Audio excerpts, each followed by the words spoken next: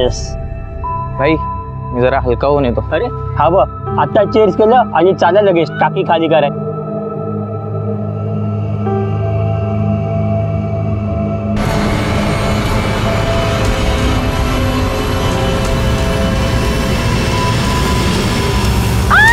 काय झालं का? अगं काटा लागला.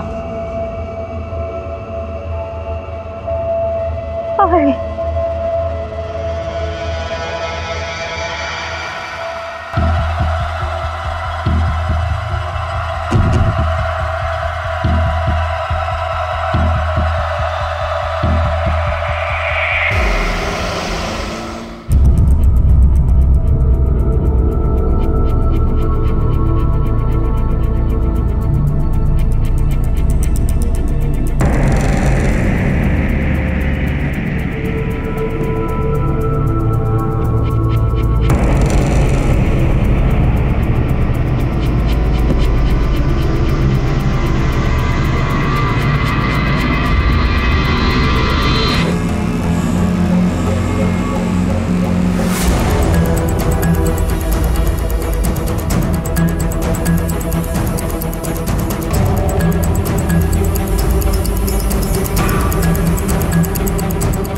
सर ये देखिए, और एक अजन्मे बच्चे का गर्भ मिला है. टोटल कितने मिले? सर टोटल 11 हुए और कुछ बच्चों की तो सिर्फ हड्डियां मिली.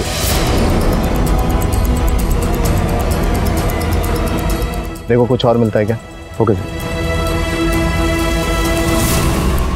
बच्चे भगवान का रूप होते हैं, लेकिन ये वो भगवान थे जिन्हें किसी इंसान ने कोई रूप लेने ही नहीं दिया. महाराष्ट्र के लातूर के जंगल से पुलिस को 11 अजन्मे गर्भ मिले और जिनमें से कुछ तो अवशेष के नाम पर कंकाल बन चुके थे. यूं देखने से तो यह गैर कानूनी तरीके से किए गए गर्भपात का केस लग रहा था, लेकिन इसकी तह में सच्चाई कुछ और थी जो शायद जुड़ी थी एक 13 साल की लड़की सीमा के साथ. कौन थी ये सीमा और कैसे ये अजन्मे गर्भ उससे संबंधित हो सकते थे, क्योंकि सीमा तो खुद एक बच्ची थी. आखिर क्या थी कहानी इस सीमा की?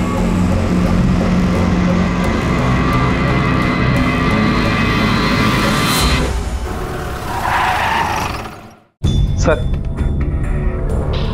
लातूर के जंगल में फेंके गए 11 गर्भों के ये मेडिकल रिपोर्ट है. कुछ गर्भ लगभग 4-4.5 महीने के और कुछ गर्भ तो 2 साल पहले फेंके गए. मतलब ये इलीगल एबॉर्शन करके बच्चों को जंगल में फेंकने का सिलसिला आज से नहीं, काफी पहले से चल रहा है. भगवान, आसपास के जितने भी हॉस्पिटल्स हैं वहाँ जाके चेक करो, और सबसे पहले उन हॉस्पिटल्स को चेक करो जिनके ऊपर इलीगल एबॉर्शन करने के चार्जेस पहले से लग चुके हैं. Okay sir.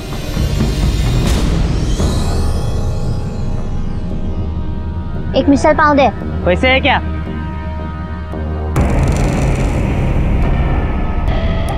चल दे.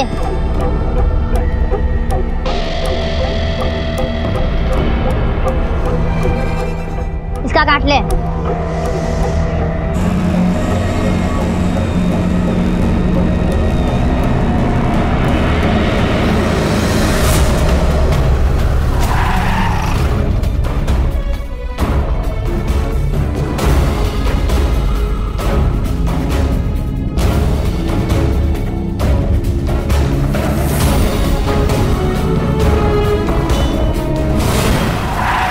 सर हमने हर एक हॉस्पिटल में इंक्वायरी की लेकिन कुछ नहीं मिला, और वहाँ हुए अबॉर्शन के डिटेल से ये गर्भ मैच नहीं करते.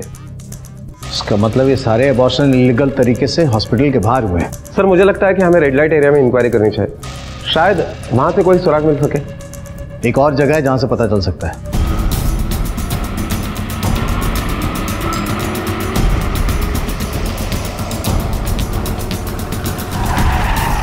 आपके जंगल में 11 अबॉर्टेड बच्चों के गर्भ मिले, फिर भी आपके किसी भी स्टाफ को कुछ भी नहीं मालूम? इंस्पेक्टर साहब, जंगल छोटा तो नहीं, लगातार इंटरवल के बाद चक्कर लगते रहते हैं. आता 24 तास तर कोणाला बसू शकत नाही ना.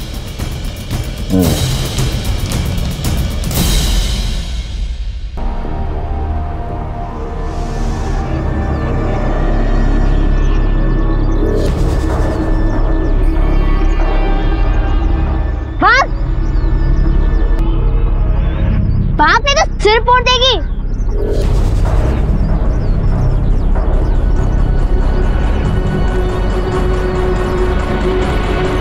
ले खा ले.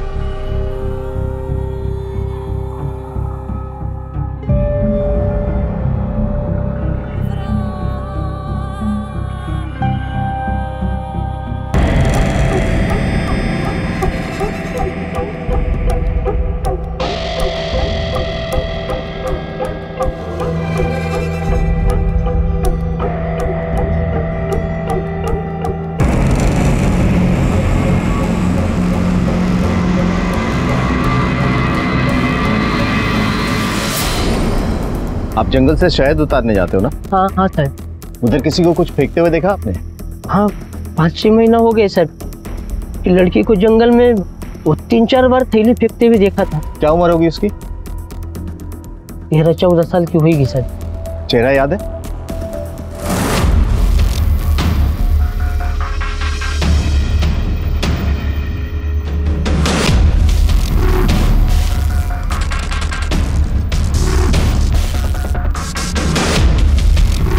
हाँ हाँ याद है।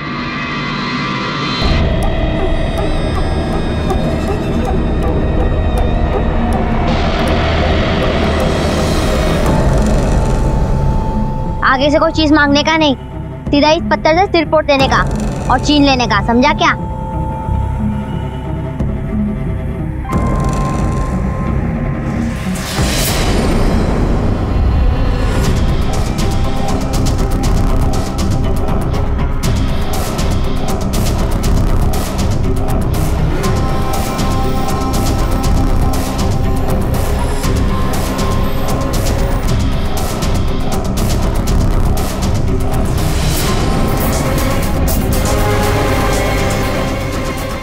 भगवान है, इस स्केच को आसपास के पुलिस स्टेशन में भेज दो। Okay sir.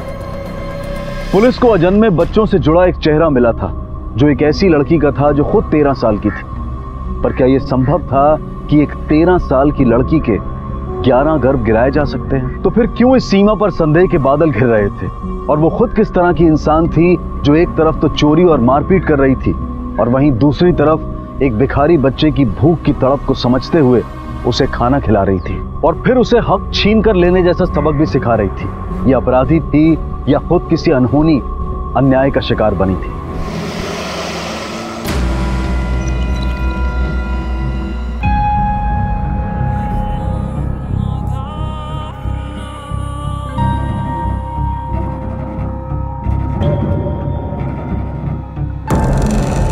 रिया, ये चलो, कितना टाइम खेलोगे अभी?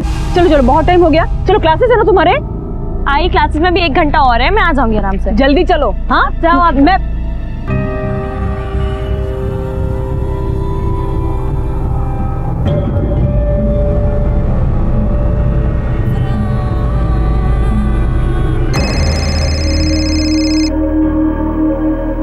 हेलो। हाँ हाँ जी।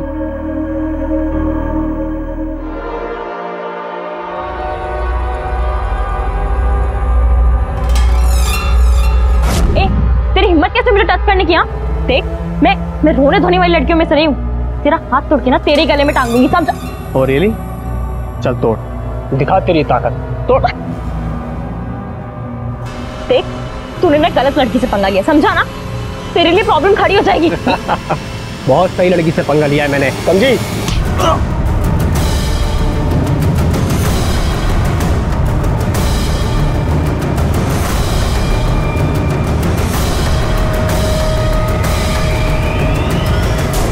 मेरे भाई पे हाथ उठाती, तेरी इतनी हिम्मत?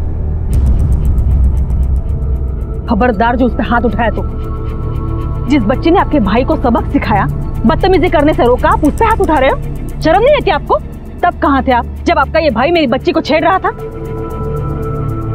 ले जाइए उसे, वरना 100 नंबर पे फोन करूंगी ना तो इसे भी पता चल जाएगा लड़की को छेड़ने का मतलब क्या होता है। ललिता, क्या हुआ? कहाँ चला दिया? कहीं नहीं, चलिए चलते हैं। अगर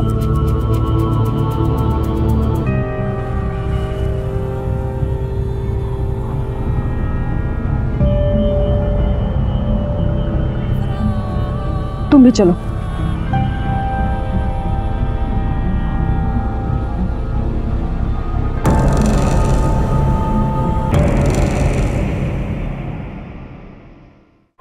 सर, चाकोरा पुलिस स्टेशन से हमें खबर मिली है कि वहां के हाईवे पर 7 महीने पहले एक लड़की ने एक आदमी पर जानलेवा हमला किया और उसके बाद वो भाग गई। सर, हमारे पास जो स्केच है वो उस लड़की के डिस्क्रिप्शन से काफी मिलता जुलता है और उनके यहाँ जो डिटेल्स है उसे पता चला है कि उस लड़की का नाम सीमा है। अकबर, जिस आदमी ने केस रजिस्टर किया ना, उसे बुलाओ पूछताछ के लिए। ओके।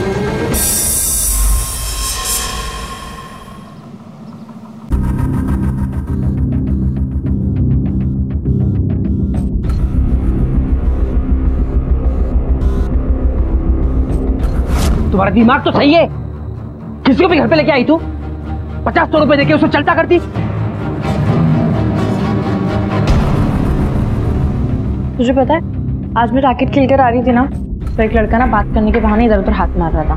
हाँ ना, पता है बदतमीजी दे रहा था, मतलब कहीं भी टच किया जा रहा था। मैंने भी ना खूब सुनाई है उसे, उसके बाद तो उसकी हिम्मत ही नहीं कुछ बोलने की। हाँ, बदतमीज लड़का था, बहुत सुनाया कसम से उसे, इतना सुनाया ना। प्रभाकर, अरे ते बिचारीची हालत तर बघ ना।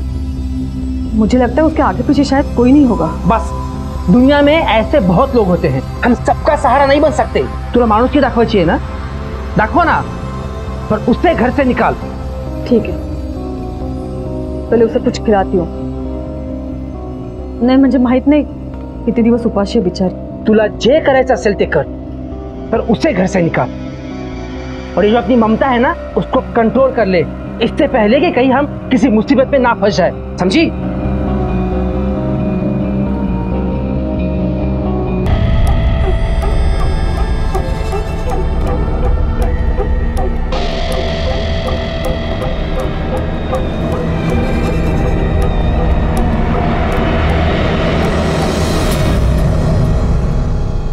भूख लगी है, खाना खाओगे? तुम जाके मुंह हाथ धो लो, मैं खाना लगाती हूँ।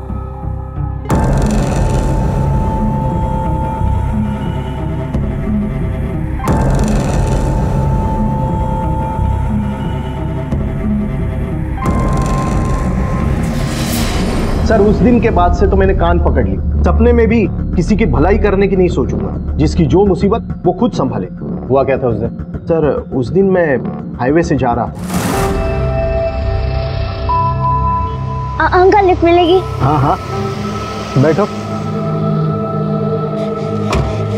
तुम्हारा नाम क्या है बेटा? सीमा।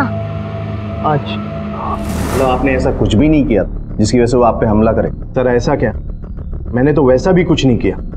वो कंफर्म पागल थी। बताओ, 2 इंच तक चाकू घुसा दिया। और कोई पैसे सामान कुछ भी लेके नहीं भागी? कोई चोरी नहीं की?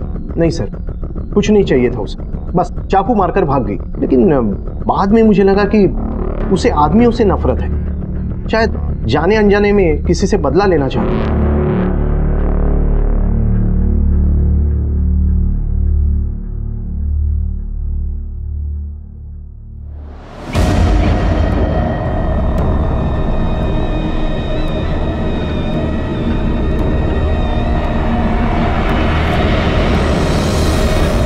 ललिता, ती अजूनही घरात है। तुमने कहा था खाना खिलाकर उसे भेज दूंगी। तुम्हारा दिमाग तो ठीक है? दिमाग का तो पता नहीं, लेकिन ऐसे जवान लड़की को सड़क पे नहीं छोड़ सकती मैं अकेले। मेरा दिल नहीं मानता, यही डर लगता कि किसी ने उसके साथ कुछ। प्रभाकर, वो बाहर बिल्कुल भी सेफ नहीं है।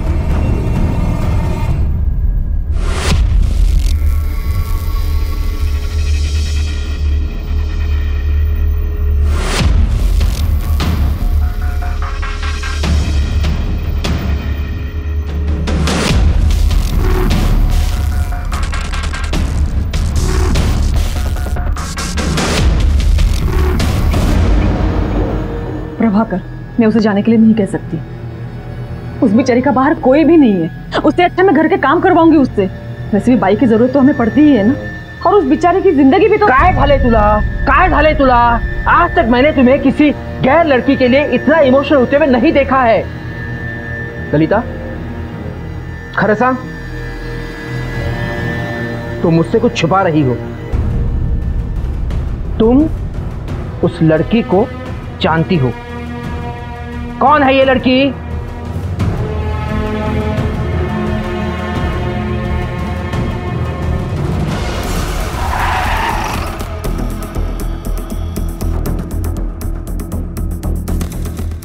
सर, ये गोविंद देशमुख हमसे झूठ बोल रहा है। इंक्वायरी के दरमियान पता चला कि 1 नंबर का घटिया और दिलफेक आदमी है। जहां लड़की देखी नहीं, फिसल गया। इसका मतलब हो सकता है उसने ही कोई बदतमीजी की हो, जिसकी वजह से लड़की ने चाकू मारा।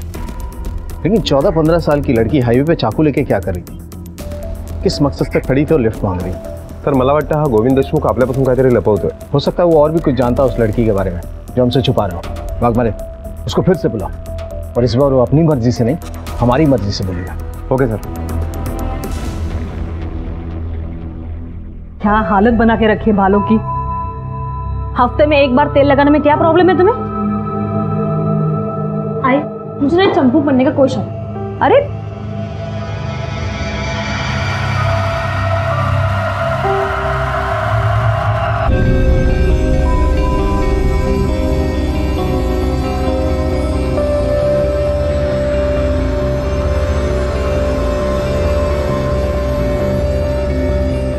हो गया काम? जाके आराम करो।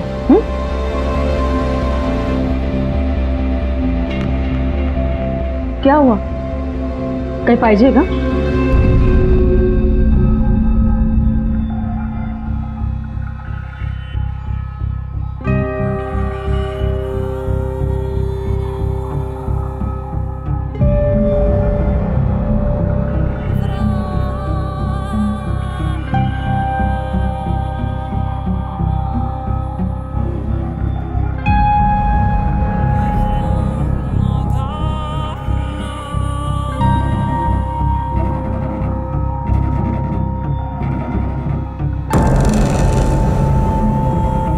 ललिता मेरा चेकबुक का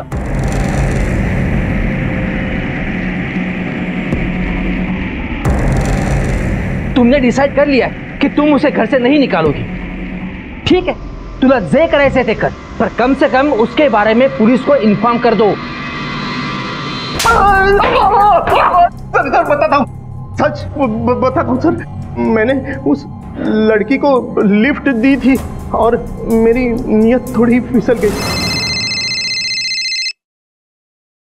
हेलो, हाँ कहाँ? सर चाकुरा में पुलिस स्टेशन से फोन आया था कि उन्होंने सीमा को आखिरी बार रामनगर के इलाके में देखा। उन्होंने वहां जाकर इंक्वायरी की लेकिन कुछ खास पता नहीं चला। अकबर है, तुम अपनी टीम लेके पर्सनली वहां जाओ, हो सकता कोई लीड मिले।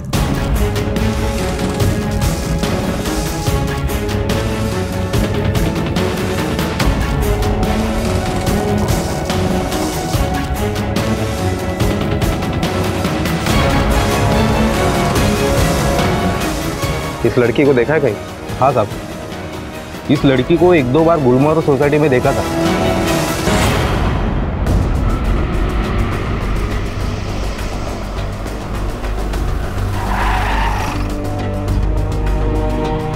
संदेश नहीं कहा।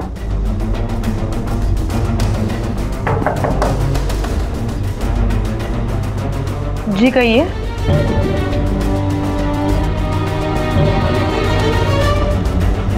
इस लड़की को कभी देखा?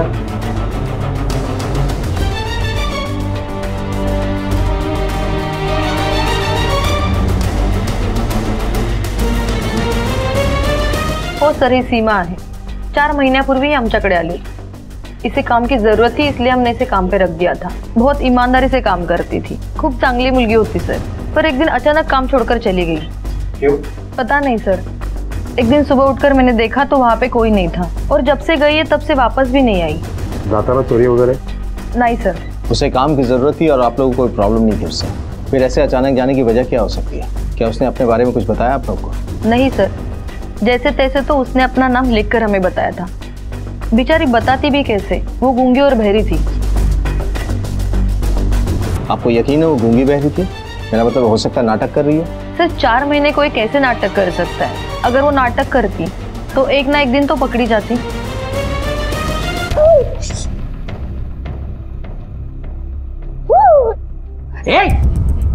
क्या कर रही है? छोड़ इसको, छोड़। ओ ना, क्या क्या कर रही थी? चुप करा रही थी। ऐसे अगर गिर जाती तो? तेरे को बोला था ना मैंने, हाथ नहीं लगाने का। रोती है तो रोने दे, मेरी बेटी है ना। आएगो ना, ओगो। क्या देख रहे? जा।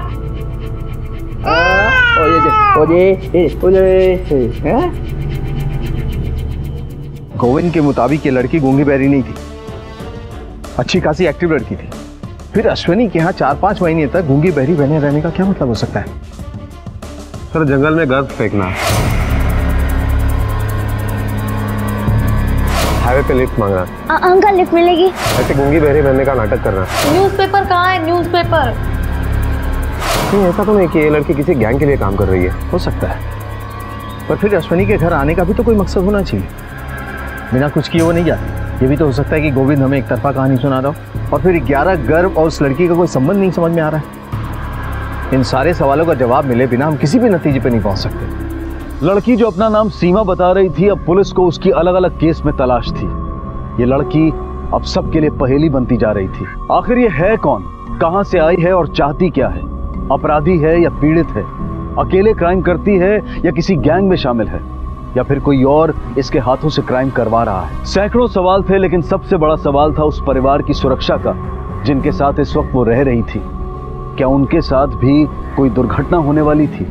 आई देखो ना, कब से पुलिस स्टेशन फोन ट्राई कर रही हूँ, लग ही नहीं रहा है। पुलिस स्टेशन लगा चला फोन करते। एक्चुअली आई वो पापा ने कहा था जो सीमा है ना, उसके बारे में थोड़ी इंफॉर्मेशन बताने की।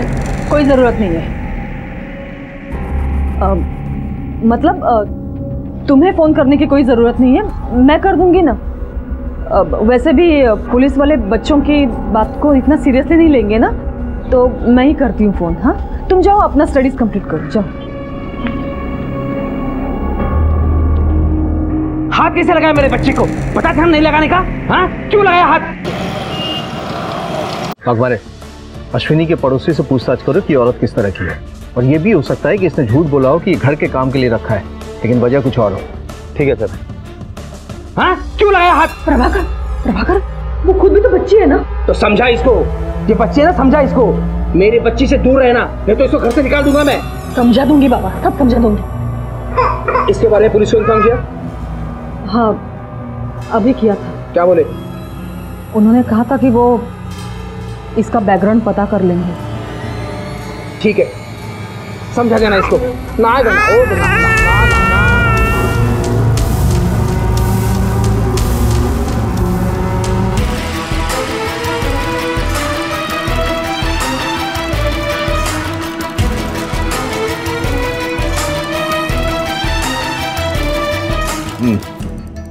ठीक है सर। अश्विनी के बारे में उसके पड़ोसियों की राय तो बहुत अच्छी है, लेकिन उसके पति के बारे में बहुत खराब है। अखबार इसे अपने पुलिस स्टेशन बुलाओ, वहीं ये डिटेल में बताएगा कि लोगों की राय इसके बारे में खराब क्यों है।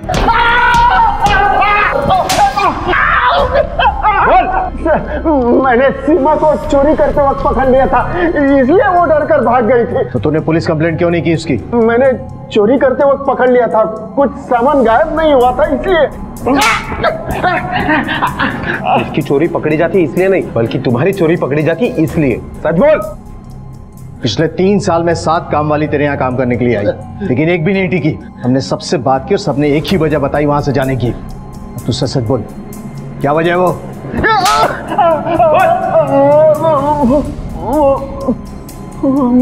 मैंने उसका फायदा उठाने की कोशिश की थी, वो समझ गई और भाग गई।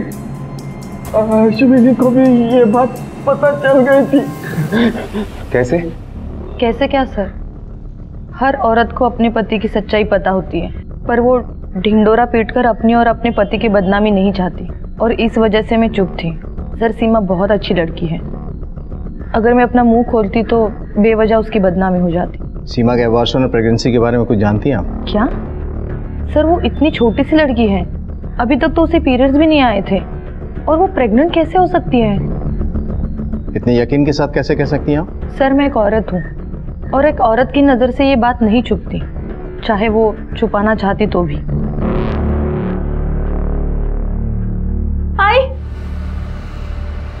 आई जल्दी चलो। अगं आई चलो, काय झालं? आई चलो हो, आई चलो।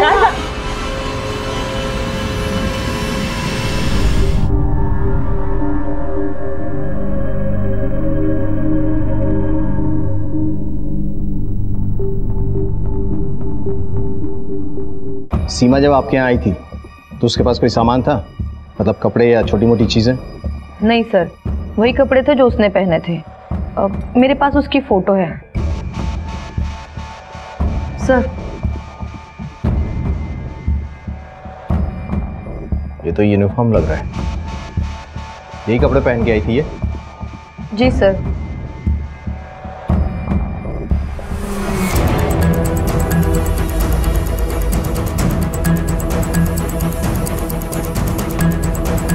इसको जरा जूम करो। नीटको। सीमा के ये कपड़े कहीं के यूनिफॉर्म लग रहे हैं। जरा नेट पे चेक करो, किसी कपड़े का ब्रांड है या कंपनी का। सर, ये दवाई बनाने वाली कंपनी की यूनिफॉर्म है। अकबर है, हमें इस कंपनी में जाना पड़ेगा क्योंकि इस लड़की का पकड़ा जाना बहुत ज़रूरी है, इससे पहले कि ये कोई और क्राइम करे। हमें ये नहीं पता कि ये विक्टिम है या क्रिमिनल।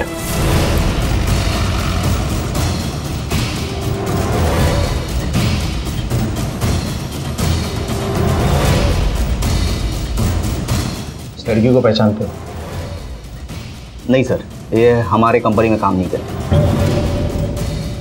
मतलब तुम अपनी कंपनी का यूनिफॉर्म किसी को भी पहना देते हो? नहीं, वैसे नहीं है सर। दिखाइए वो तस्वीर। सर, इस लड़की के पास ये यूनिफॉर्म कैसे आया ये तो मुझे मालूम नहीं, पर ये लड़की हमारे कंपनी में काम नहीं करती, ये तो कंफर्म। सर, झूठ बोल रहा है। कंपनी के वर्कर्स ने सीमा को पहचान लिया और उनका कहना है कि सीमा इसी के साथ यहाँ आती थी। सर, उनकी कोई गलतफहमी हुई होगी। मैं इस लड़की को नहीं।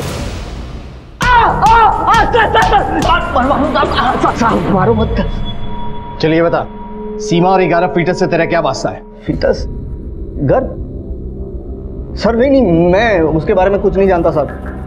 मैंने पहले झूठ कहा था कि उस लड़की को मैं नहीं पहचानता। मैं पहचानता हूँ उस लड़की को, ज़्यादा नहीं पहचानता हूँ। उसे रास्ते पे मिला था, उस पर तरस खा के मैंने उसे काम पे रखा था सर। वाघमारे, देख रहे हो, तरस खाने वाले की लाइन लगी हुई है। सच सच बोल, वरना हम तेरे ऊपर तरस नहीं खाएंगे। सर मैं सच ही बोल रहा हूँ सर। अरे सर, जर तू तिला कामावर ठेवलं होतं तर मग फॅक्टरी मधल्या कुठल्याच वर्करने तिला पाहिलं कसं नाही? वो फैक्ट्री में चाइल्ड लेबर अलाउड नहीं है ना, तो मैंने उसको डोमेस्टिक घर काम के लिए रखा हुआ था। चाइल्ड लेबर अलाउड नहीं है मतलब नहीं है, न घर न फैक्ट्री। और तेरे घर में भी किसी ने नहीं देखा। पिछले 3 साल से तेरे यहाँ एक बाई काम कर रही है, उसने भी नहीं। खरं सांगा की तुला कुठे भेटली होती? हाँ,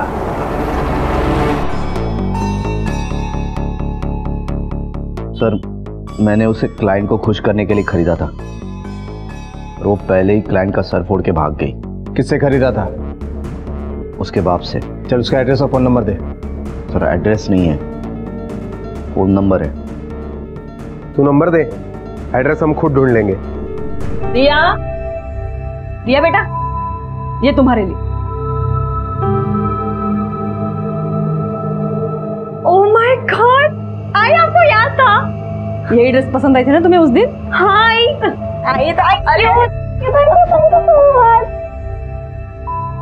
थैंक यू। चलो।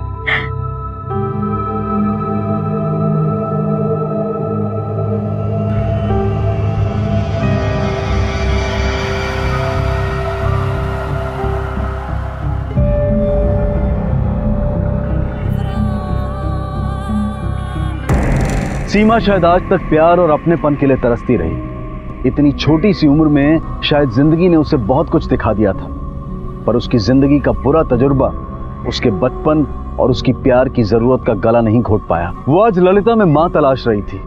चाहत इस कदर थी कि वो रिया से बराबरी और दुश्मनी करने को तैयार। आखिर कहां जाकर रुकेंगी इस अबोध बच्ची की मासूम चाहतें?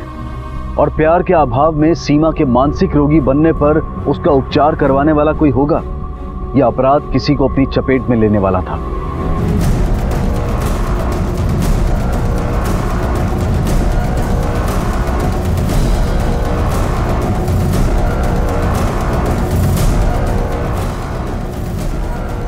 तो ये सीमा का बाप? क्या साहब? हाँ साहब, क्या हुआ? क्या?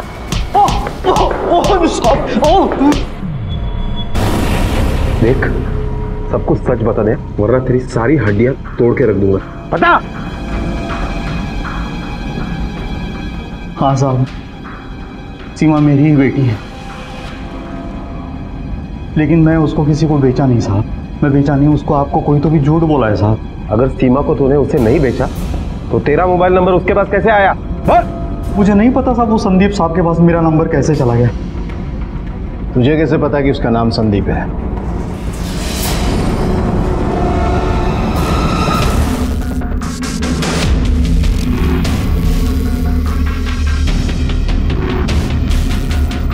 मुझे माफ कर दो साहब, मुझे माफ कर दो। मैं ही भेजा था उसको, लेकिन उसके बाद वो कहाँ चली गई मुझे कुछ नहीं पता, क्योंकि वो घर वापस नहीं आई। मुझे नहीं पता आई सब कुछ। वाघमारे, टाइमलाइन के हिसाब से सीमा के बाप दीपक ने जनवरी में उसे निटको के मैनेजर संदीप को बेचा और उसी महीने की 30 तारीख को संदीप उसे क्लाइंट के पास भेजता है और तकरीबन 1 महीने के बाद मार्च के दूसरे हफ्ते में वो अश्विनी के पास गई। सर अभी तक उस लड़की के बारे में जितनी भी इंफॉर्मेशन मिली है उसे यही लगता है कि वो लड़की बहुत ही खतरनाक है और शायद किसी बड़े क्राइम से जुड़ी हुई है। हमारे बावजूद इसके उन 11 गर्भों के साथ सीमा का कनेक्शन समझ में नहीं आ रहा है। वो क्या चीज है जो इन दोनों को जोड़ती है? आज इसे इस पर हाथ उठाकर हमारे पर मारेगी। इसको अभी का भी निकल, रास्ते में फेंक के मुझे फर्क नहीं पड़ता। हाँ बाबा, मैं खुद नहीं चाहती वो यहाँ पे रहे। कोई अच्छी जगह देख के मैं खुद छोड़ाऊंगी उसे। बात आज क्या छोड़ के आना, समझी? अरे हो मला ही मुर्गी याद खराब देना कोई, समझ लो। मी उद्या जाते मी तुला सांगितलं, ये आज इसे मार सकती है, तुम्हें मार सकती, मुझे मारेगी। मैंने बोला ना एक बार। हाँ आप चिल्लाओ मत, अभी झगड़ा बंद करो, शांत बन रहा।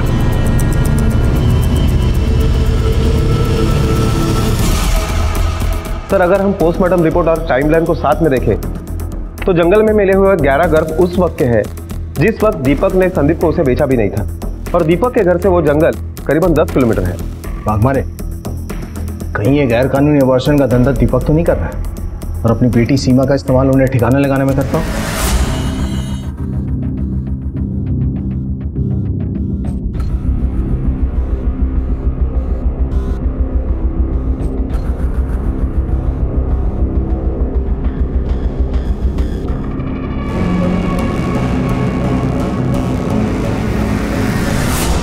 ये दीपक की बेटी सीमा है ना, क्या जानते हो इसके बारे में? इसके बारे में क्या जानेंगे साहब, ये तो बस 1 ही महीना यहाँ पर रुकी थी। इससे पहले कहाँ थी वो? माहित नहीं साहब, जब वो 7 साल की थी तो एक दिन अचानक गायब ही हो गई। दीपक बोला वो गांव में हत्या के पास है, तो हमने सच मान लिया। उसके 6-7 साल बाद कुछ ही महीनों पहले अचानक फिर से वैसे वो वापस भी आ गई। फिर कहाँ चली गई आज तक नहीं मालूम। अब रुको मैं देखती हूँ, जरा इसको देखना।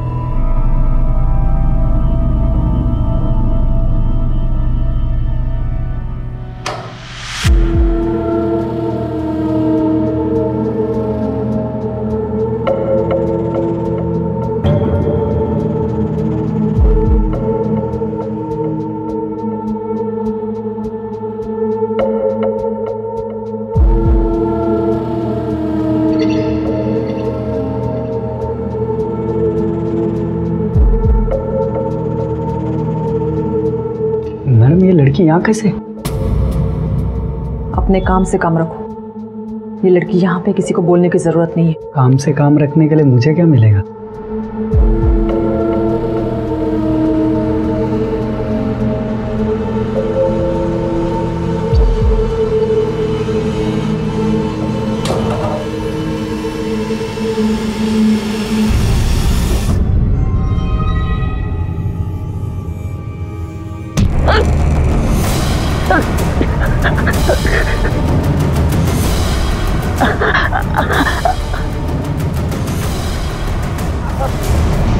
ये लड़की 6 साल पहले आपका अनाथ आश्रम में थी।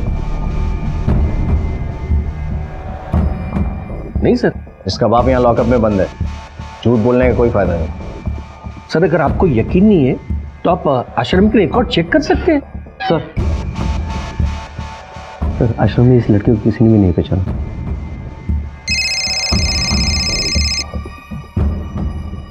हेलो, कौन सा हॉस्पिटल में? Okay sir.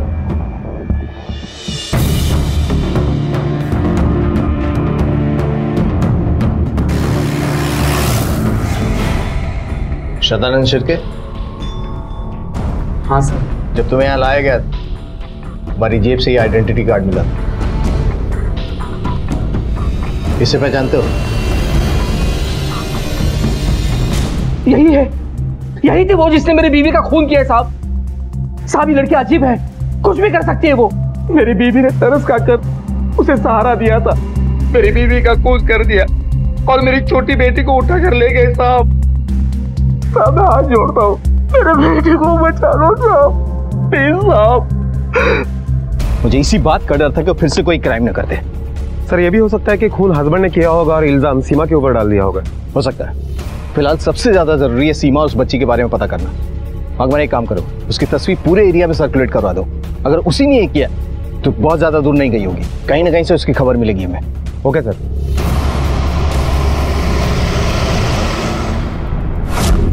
आपके और बीवी के बीच में कोई प्रॉब्लम थी क्या? आप मुझ पर शक कर रहे हैं? मुझ पर? मेरे बाइकोचा खून झाला है, मेरी बच्ची गायब है। आपको हमेशा इतना गुस्सा आता है? नहीं, ऐसी बात नहीं है, मैं सच कहता हूँ। मेरे और मेरी बीवी के बीच में कोई प्रॉब्लम नहीं थी, सिर्फ उसकी भलाई की आदत थी ना, उससे मुझे बहुत गुस्सा आता था। ये भी हो सकता है कि उसके प्रोफेशन का असर हो। प्रोफेशन का असर मतलब? डॉक्टर थी मेरी बीवी, नवजीवन हॉस्पिटल में मैटरनिटी वार्ड संभालती। अपनी बीवी से कभी आधार ऑर्फनेज का नाम सुना था आपने? जी हाँ।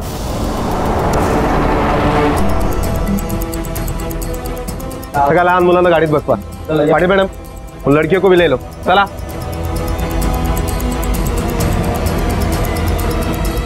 अरे क्या हुआ, क्या चल रहा है सब? हाँ सर, यहाँ लोग भी आते थे और वो हमें उनके पास भी भेजते थे। अगर मना करो तो हमें मारते भी थे और भूखा भी रखते थे। सर, यहाँ कुछ लड़कियों का तो एक बार नहीं कई बार अबॉर्शन भी हुए हैं। पाटिल मैडम, इन लड़कियों के मेडिकल टेस्ट करवाओ।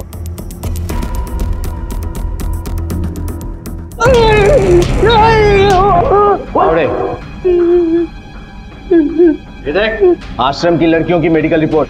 हर लड़की मल्टीपल सेक्सुअल रिलेशनशिप में, जिससे ये पता चलता है कि एक बार नहीं उन पर कई बार सेक्सुअल असॉल्ट हुए। चलिए बता, ये गर्भपात कौन करता है? वो डॉक्टर ललिता करती थी। वो आश्रम की लड़कियों के गैर कानूनी तरीके से अबॉर्शन करती थी। सीमा के साथ भी यही हुआ था? नहीं सर, वो बहुत छोटी थी, हम उससे किसी के पास नहीं भेजते थे। उसे हम गर्भ जंगल में फेंकने के लिए यूज करते थे।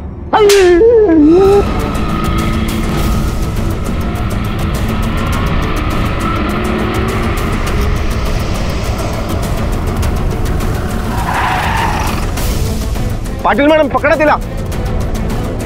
हे रुक।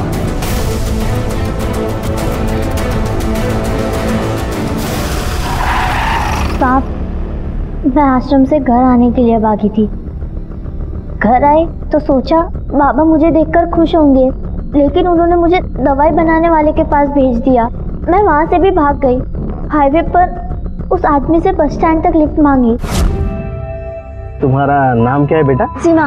फिर 4 महीने तक गूंगी बहरी बनकर अश्विनी टैकी कर बाइक का काम किया, पर वहाँ भी उसका मालिक जबरदस्ती करने लगा। मैं वहाँ से भी भाग गई। ललिता टैकी वहाँ आई, वहाँ काम करके खुशी मिलती थी। मालकिन में अपनी माँ दिखती थी, लेकिन जब मैंने उनको सदा के साथ देखा तब मुझे याद आया कि वो कौन है। चले देख, नाटक मत करा, जल्दी जा।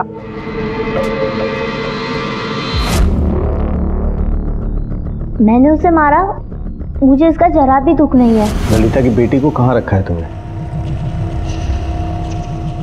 नहीं बताऊंगी, कभी नहीं बताऊंगी, क्योंकि वो जहां भी है सुरक्षित है। इस केस को 3 महीने हो चुके। सीमा की दिमागी हालत ठीक ना होने की वजह से उसका इलाज चल रहा है। वो अड़िग है अपनी उस चुप्पी पर कि उसने ललिता की बेटी को कहाँ रखा है। अब शायद उसका पता तभी चल पाएगा जब सीमा सामान्य हो जाएगी। पैसों के लिए किसी की जान, किसी का बचपन न छीने, क्योंकि कई बार पीड़ित को अपराधी बनते देर नहीं लगती। इसी विचार के साथ अब मैं अनूप सोनी आपसे विदा लेता हूँ। फिर मुलाकात होगी अगले एपिसोड में एक और चौंका देने वाले केस के साथ। तब तक अपना और अपने परिवार का ख्याल रखें और देखते रहें क्राइम पेट्रोल डायल 100। 1:15 को सीख हम सबको। जय Hind. If you want to enjoy more Crime TV content like this, please subscribe to our channel and click the bell icon.